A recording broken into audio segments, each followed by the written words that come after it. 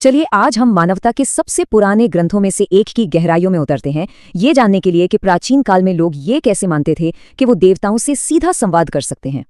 किसी ऊंची शक्ति से जुड़ने का सवाल, ये एक ऐसी खोज है जो इंसान हमेशा से करता आया है, और इसका सबसे पहला जवाब एक बहुत ही हैरान कर देने वाली जगह पर मिलता है। हम बात कर रहे हैं ऋग्वेद की। ये हिंदू धर्म का एक बहुत ही फाउंडेशनल ग्रंथ है, जिसमें देवताओं के लिए 1000 से भी ज्यादा भजन या हिम्स हैं।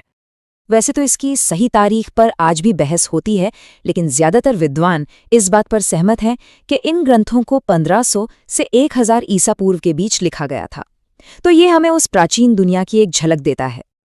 तो ऋग्वेद इस दिव्य संवाद के लिए एक बहुत ही खास कॉन्सेप्ट बताता है, एक पवित्र संदेशवाहक जिसे दूत कहा जाता था।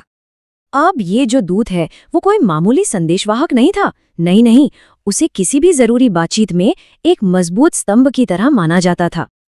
देखिए, पुराने ग्रंथों के मुताबिक सही दूत चुनना अपने आप में कला थी। क्यों? क्योंकि अपने मिशन में कामयाब होने के लिए उसमें बहुत सारे गुण होने जरूरी थे। तो सवाल ये है कि ये दिव्य दूत आखिर थे कौन? ऋग्वेद में जब इसका पहला जिक्र आता है तो एक बहुत ही कह सकते हैं अनपेक्षित उम्मीदवार सामने आता है।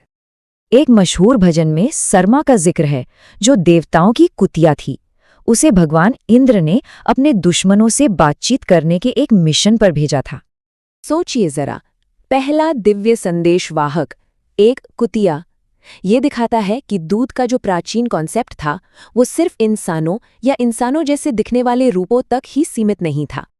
सरमा की कहानी तो दिलचस्प है ही, लेकिन एक और दूत है जो हजारों सालों से चले आ रहे वैदिक अनुष्ठानों के बिल्कुल केंद्र में है। इसका जवाब ऋग्वेद में बार बार मिलता है, उन भजनों में जो अग्नि यानी आग के देवता को समर्पित हैं। ये मंत्र एकदम साफ साफ अग्नि को चुने हुए दूत के रूप में बताता है, वो परम संदेशवाहक जिसका काम था भेंट को स्वर्ग तक ले जाना।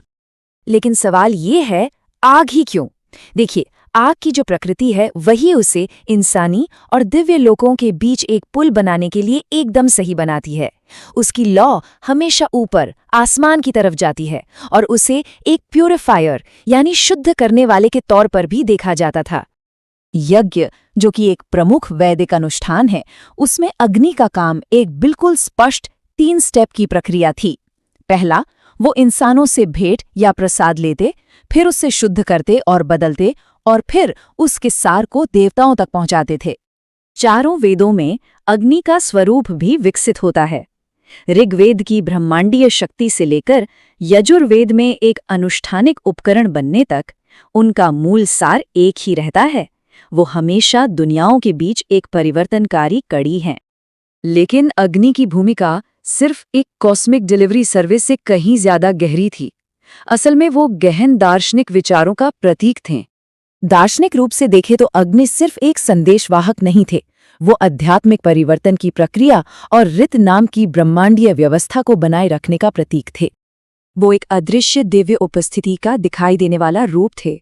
जैसे आग जीव यानी व्यक्तिगत आत्मा को ब्रह्म यानी सार्वभौमिक चेतना से जोड़ती है, ठीक उसी तरह वेदी पर जलने वाली आग हमारे अंदर की चेतना की आग का प्रतीक है।